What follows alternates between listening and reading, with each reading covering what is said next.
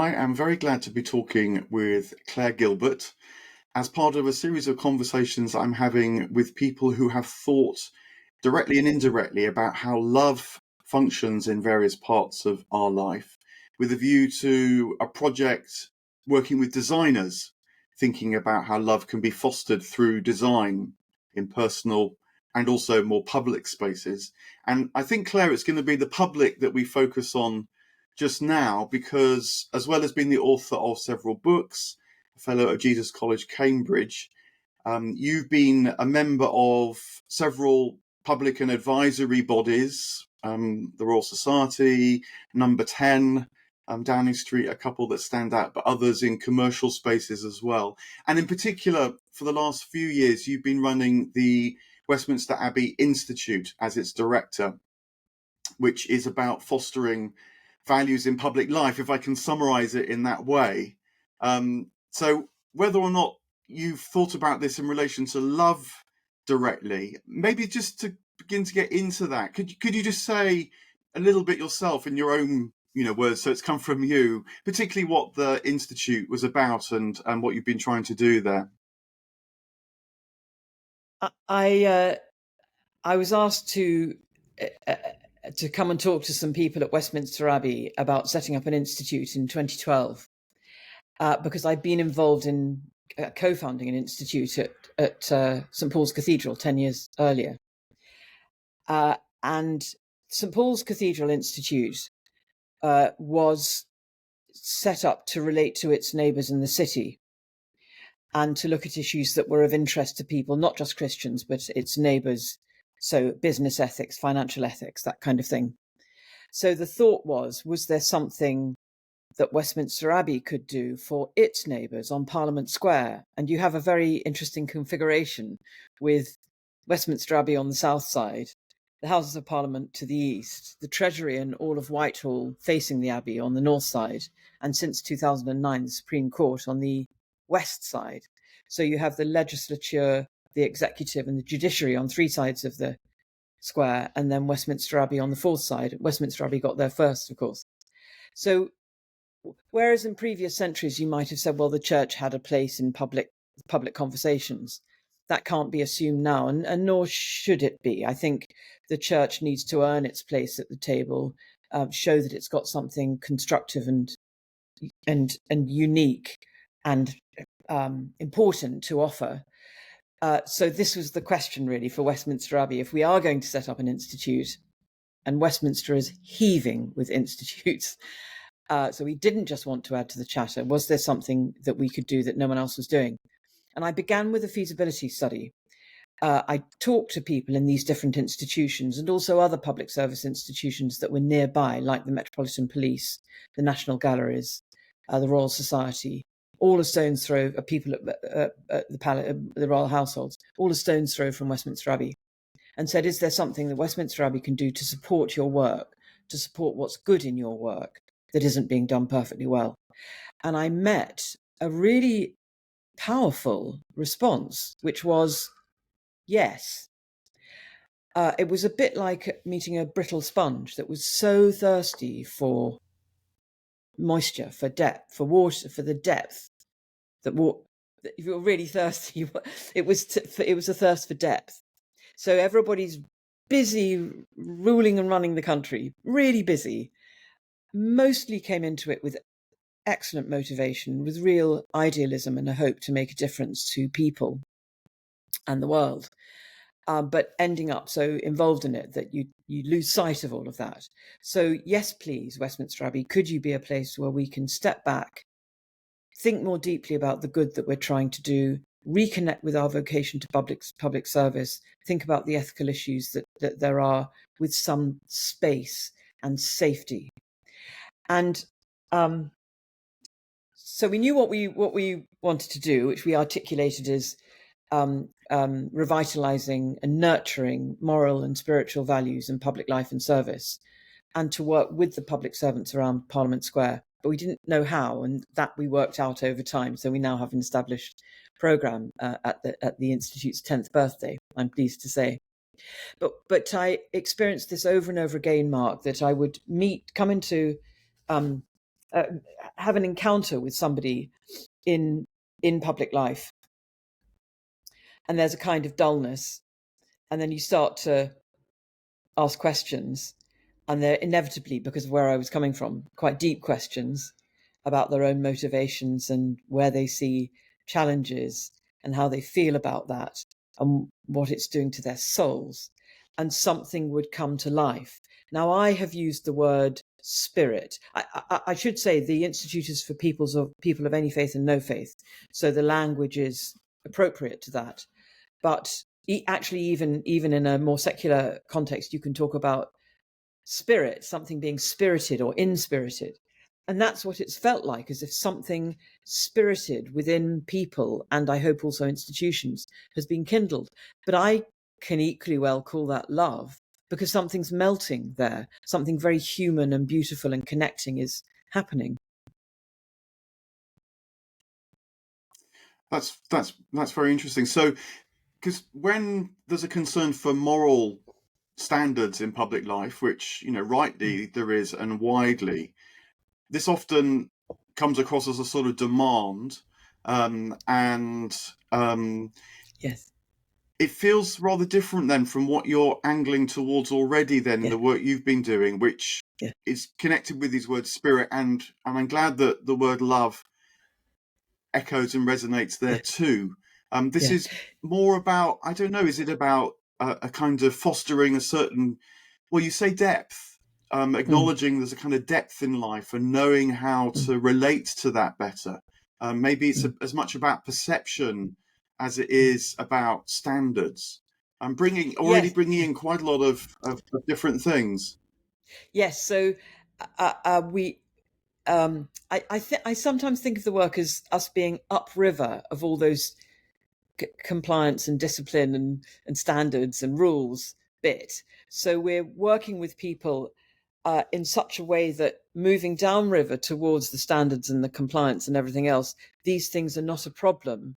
You would naturally live to a high standard because you have grown moral character and resilience in you. Now, that is only possible to do that kind of work if you can bring people into a space where they're willing to be vulnerable and open. And again, I mean, we haven't used the word love actually, but we probably should, because it's a loving environment within which that kind of conversation becomes possible.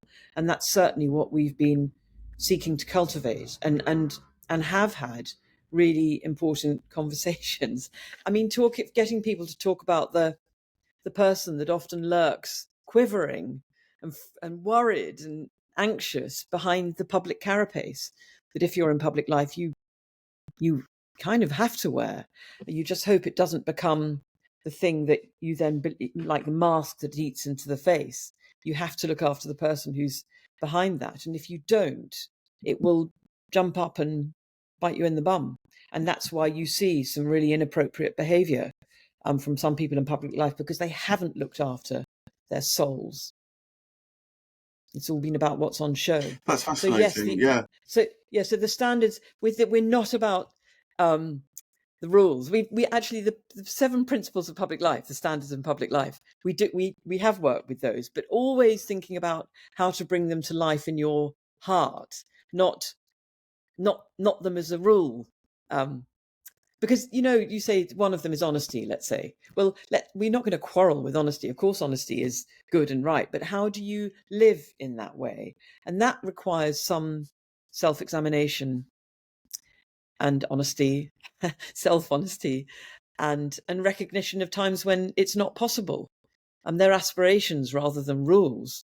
And so cultivating a character that is open to that and open to its own fallibility as well is, I think, it's a much more intelligent way of going about it, and would serve far better and far more effectively than just making more rules or more disciplinary procedures. Procedures become a way that an institution can avoid looking into its own heart. There's so much in what you're saying. Talking about space and safety and character.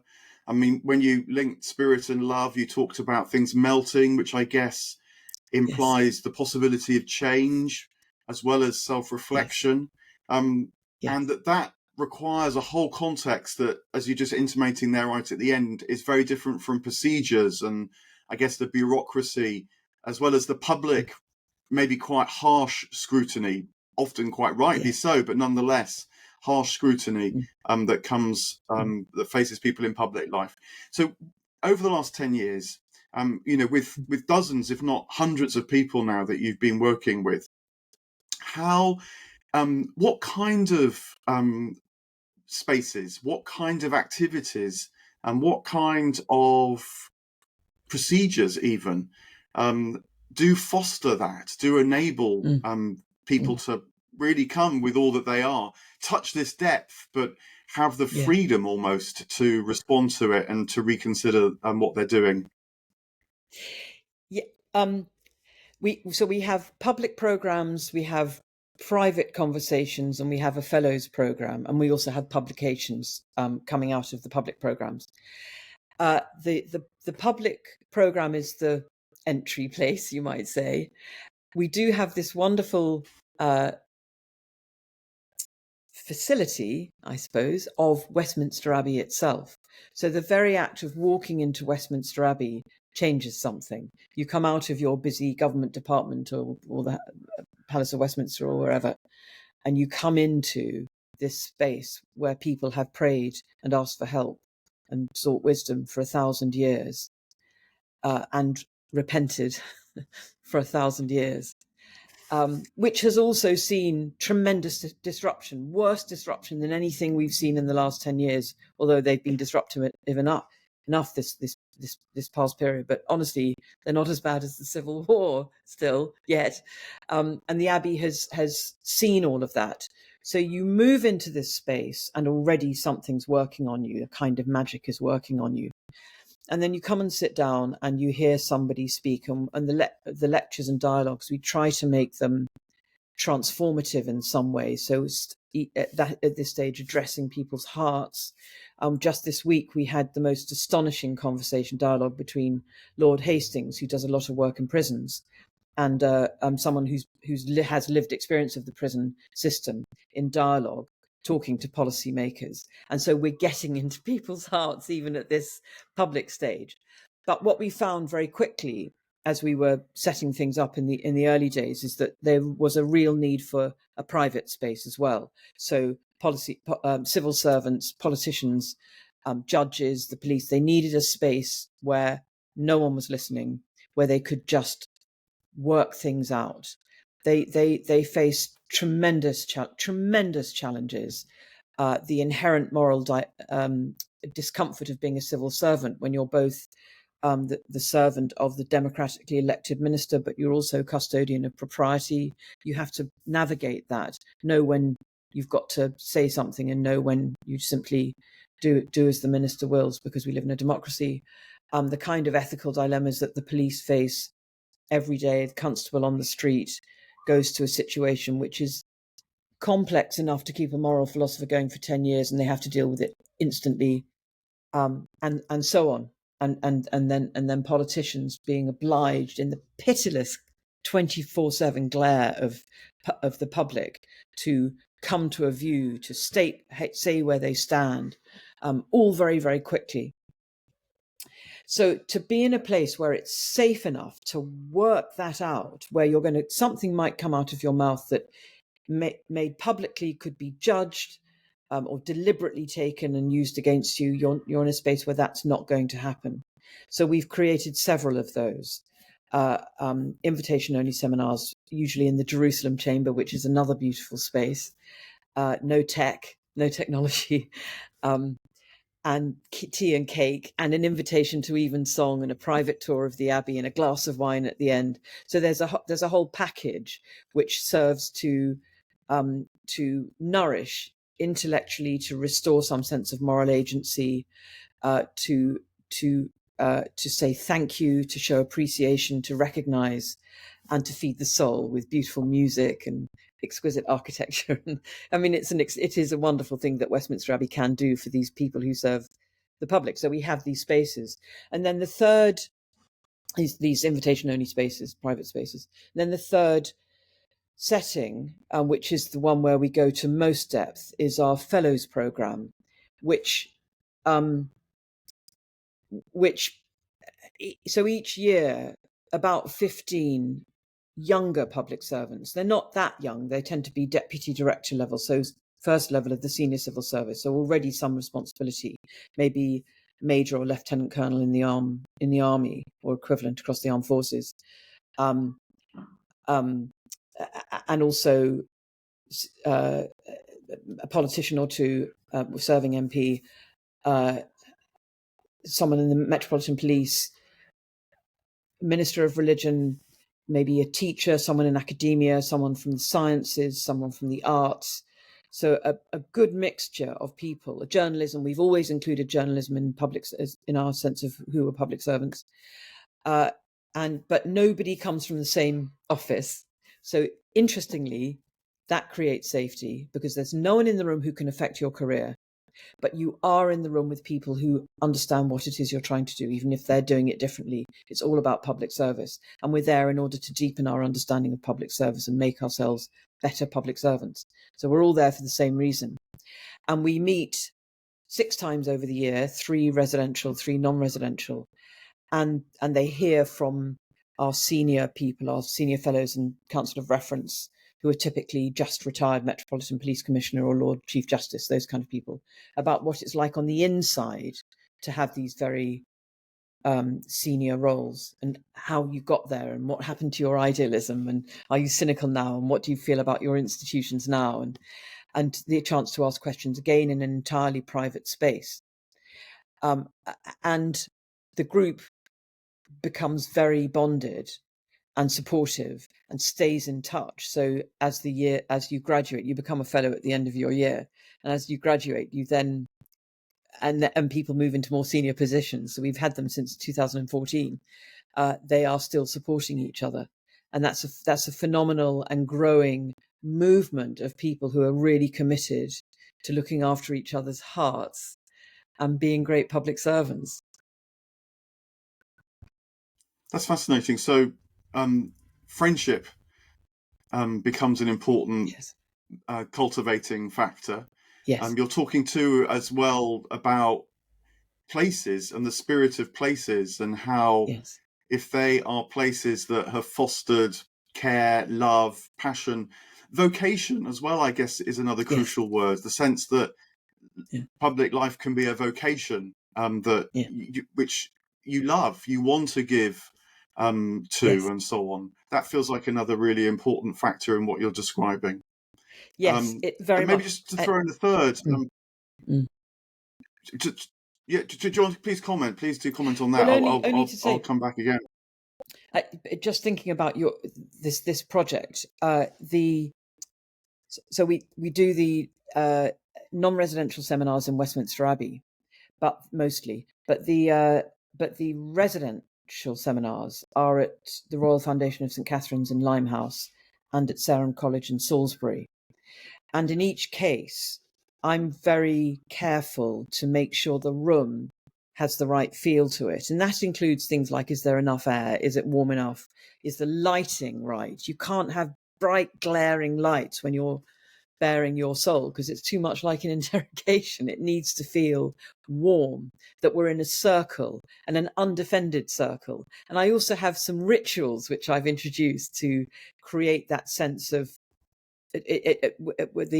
we have each other's back. That's the wording of the ritual that we begin with, and there's a physical action of holding the person's back as it's made, and we create a circle of holding each other's backs and saying a name, saying I have your back. So I'm really and Sarum College, of course, is a place where people are trained for the ministry, and it's all about vocation. So I'm really careful to ensure that the physical environment, as far as it's possible, is conducive to the work that we're trying to do. It matters enormously, and people are fed well and sleep well, and there's a glass of wine at appropriate moments, all part of it. That's very fascinating. So setting up the place, but almost an invocation that the place can be supportive in the right way and that people care for each other in the right way.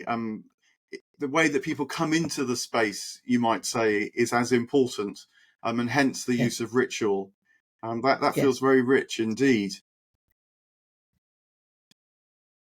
The other element I was thinking about as you were talking was to do with power, because public life, one way or another, is about the exercise of power, and power is often about imposition, coercion, shaping, at least maybe slightly less pejorative terms. But I think when you think about love, there's another kind of power which is more about allure, about being drawn, about something that touches you and stirs you in your depth, and so fosters a kind of love in you that makes you want to respond. And I guess that part of the brilliance of a place like Westminster Abbey, I mean, particularly now that it's stripped of sort of secular power and is just the church with its pretty low standing in many people's minds in public life, in society, certainly in the UK. And maybe there's a certain advantage to that, which is that its spiritual presence can shine all the more brightly. And so I just wonder whether that thought chimes with you as well. This sense that maybe there's a different kind of power that draws us, rather than a power that shapes and molds us, that you're able to foster as well. That's beautifully put, Mark, if I may say so.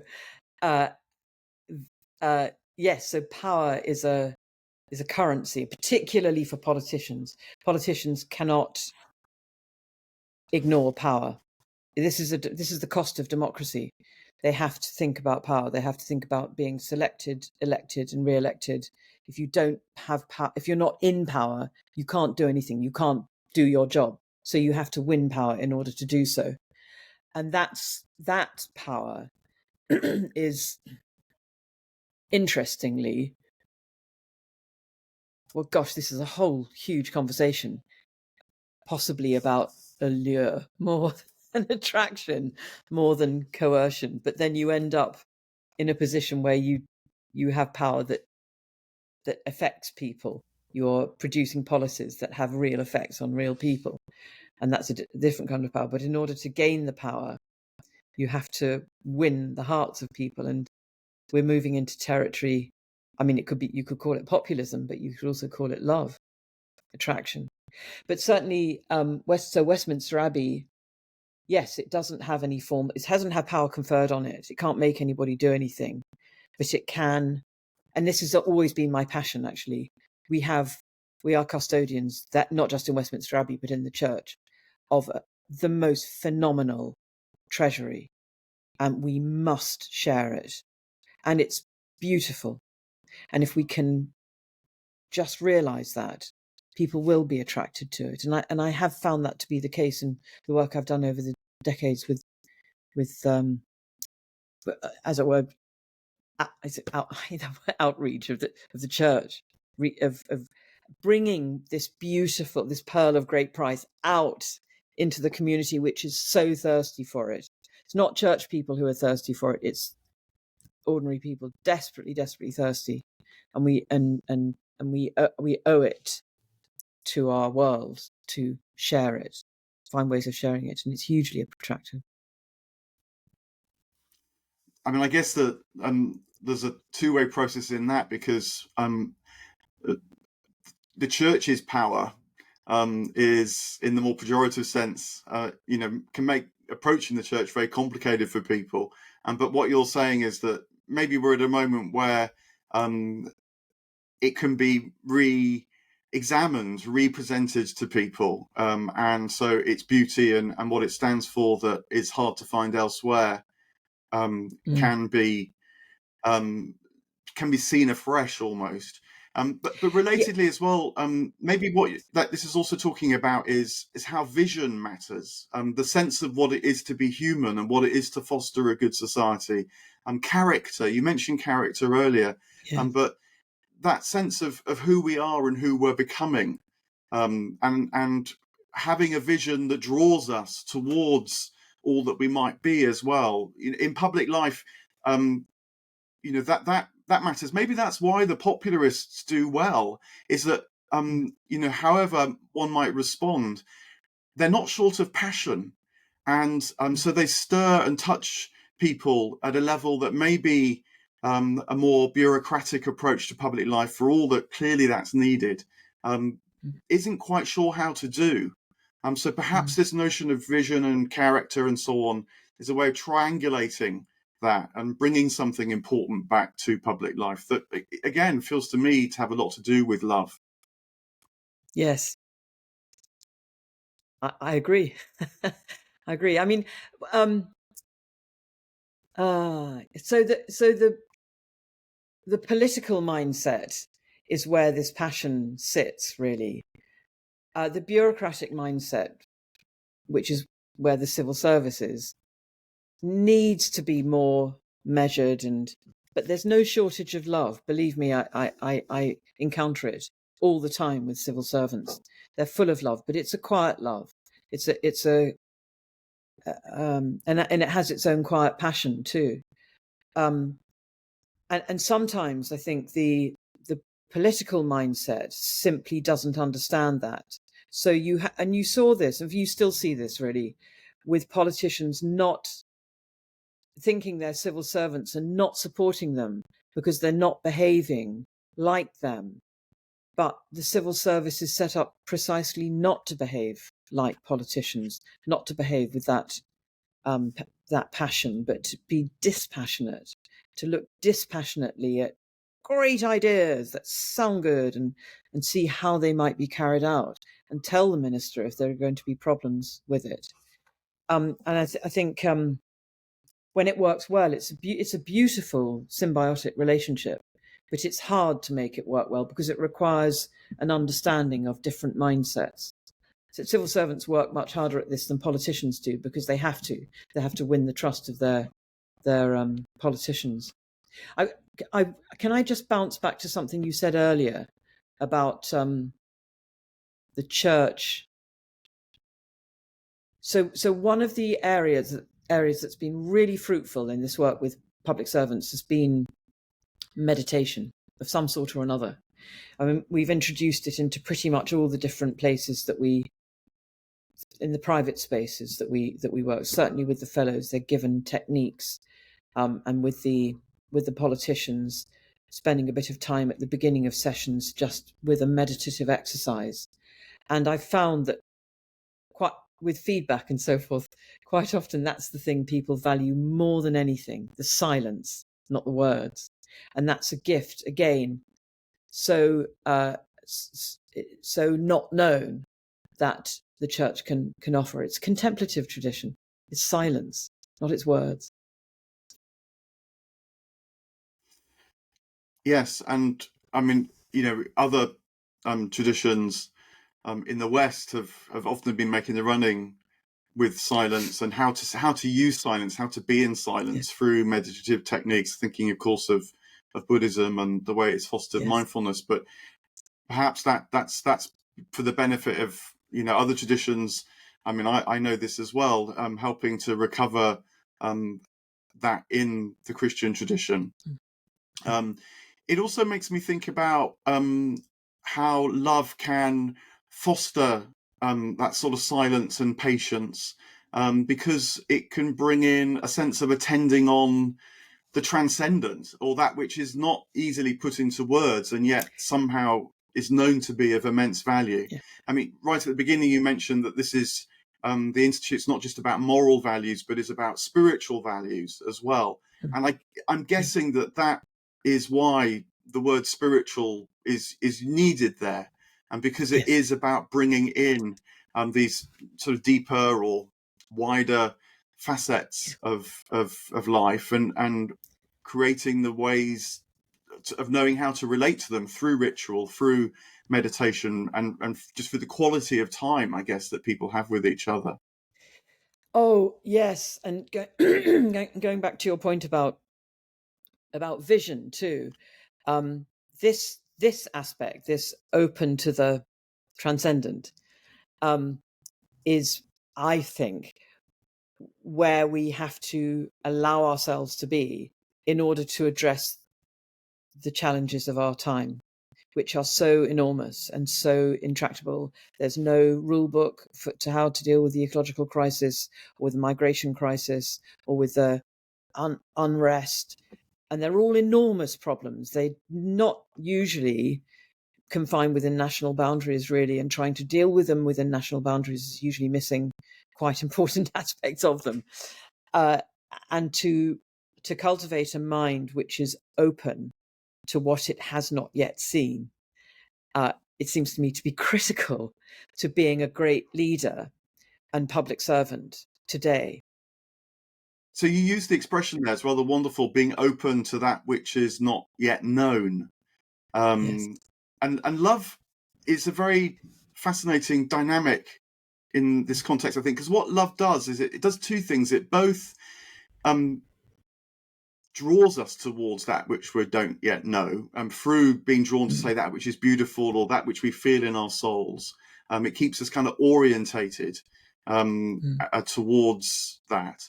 But at the same time, it prepares us for the reception of more, you might say, through formation, through conversion, often through suffering and struggle, actually. Yes. Not knowing Yes. it can be rather romanticized, but you can refer to Keats and negative capability and so on, which is part of it. But it can be a place of real suffering and fear as well. Yes. And I know that Yes, you thought about this in your writing particularly. But that's something, I guess, which we need to work out how to support and be with in public life too, given all these huge problems. It's really tricky, because that I think it really is part of openness to the unknown, is a realization of our own helplessness, and also a kind of penitence at having got things wrong in the past. Particularly, it seems to me relevant to the ecological crisis.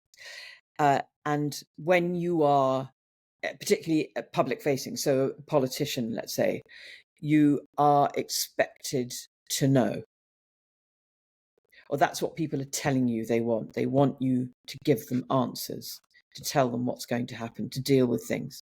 And the space within which you can say, I got it wrong, or I don't know, the space within which you can express your helplessness where is that space? It's certainly not in public.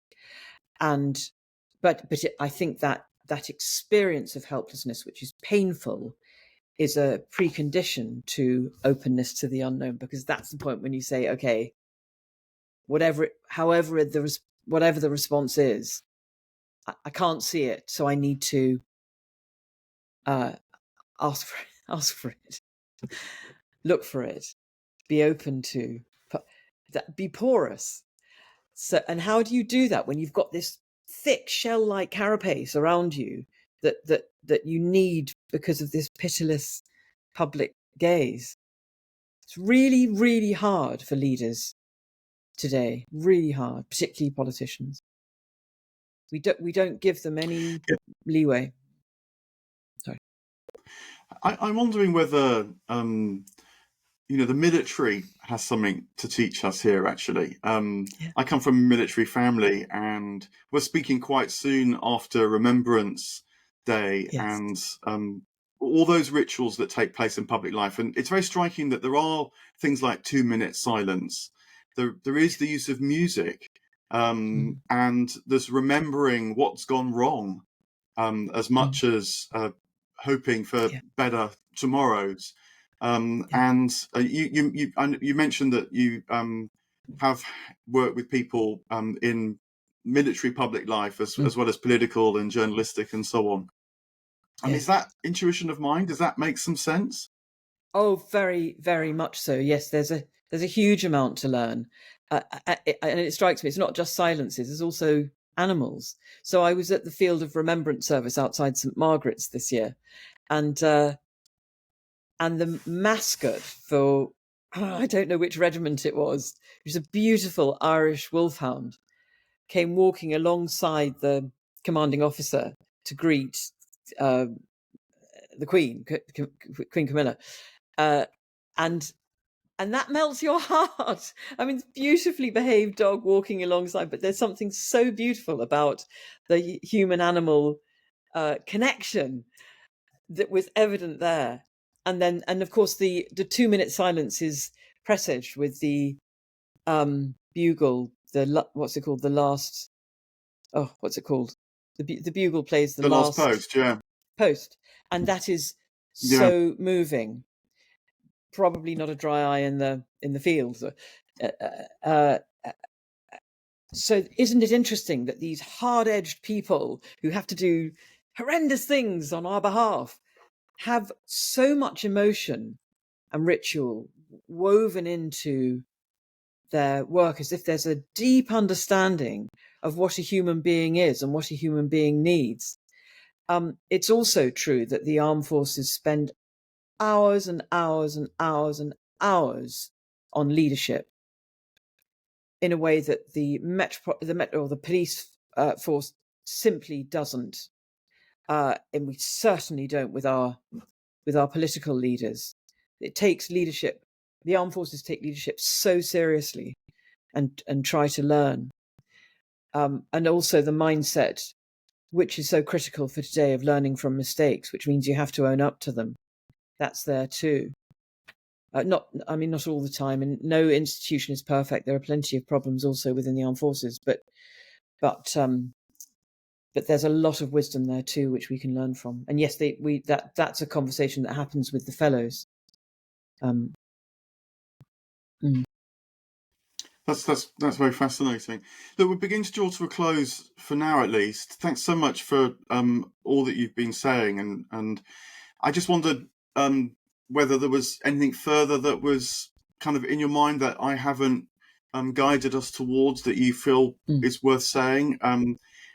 The other thing is that I know that you do use principles from religious traditions to help orientate this as well, particularly Christianity, and notions like asking what love of neighbour, non-human as well as human neighbours, of course. So returning to these kind of basic principles, which often reference love, feels part of it too. But any sort of final thought or comment? I think I just want to throw in the response to the ecological crisis, and the thinking and writing I've done about that, which gets woven into my work with public servants. But I think we have inherited a mindset from, I guess, the Enlightenment, of which objectifies nature and ultimately objectifies each other. The sense of being separate, individualized beings who have to forge relationship as a 1 + 1 + 1. And I think there's a really urgent need to, because it's almost like an enslavement to a way of seeing the world. There's a really urgent need to free ourselves from that, because it's that mindset which caused the problems in the first place. And we're still using that mindset, even as we try to deal with the problems, even as we acknowledge that we have a serious crisis upon us. We're still thinking, how can we control the environment? How can we control nature to make it give us what we want when we want it still? But just do it, without using fossil fuels. But it's the mindset that needs to change from a buffered mindset, which is separated, to a porous mindset, which is not separated, and that is falling in love again, falling in love with ourselves, with the world about us, and being open to it and seeing how we can serve it, not how we can dominate and control it.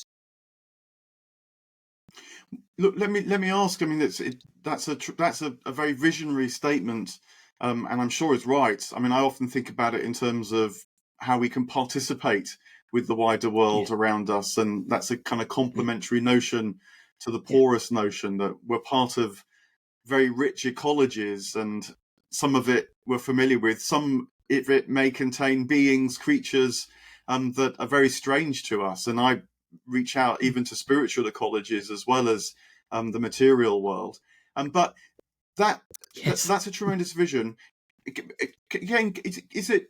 possible just to reflect on what enables that? What kind of context? Where have you seen that at least nascently happening as you've been thinking about that huge paradigm shift? Yes, I see it where you have the glimmerings of penitence and helplessness in us, which brings you then to a place where you are asking for help, to a place of discipleship rather than critic. And you can then find yourself transformed, bringing that to disciple attitude by a text, by communion with nature. We do experience it when we fall in love, because we become vulnerable to the other, and we would do anything to care for the other. So that is a taste of it. So it's there, it's around us. But I think to be more aware of the need for it, to be more aware of our helplessness, and to be more penitent, not in a specifically not in an individual way, but just in a sense of sharing a responsibility for a state of humanity in the world. We could cultivate that more. We need to cultivate that more. Look, thank you very much. Let's end there. It's been very rich, what you've said. Thanks very much for bringing all the expertise to the conversation. And I hope we'll speak again. Me too, Mark. It's been an absolute delight talking to you, and thank you for your thoughts and questions.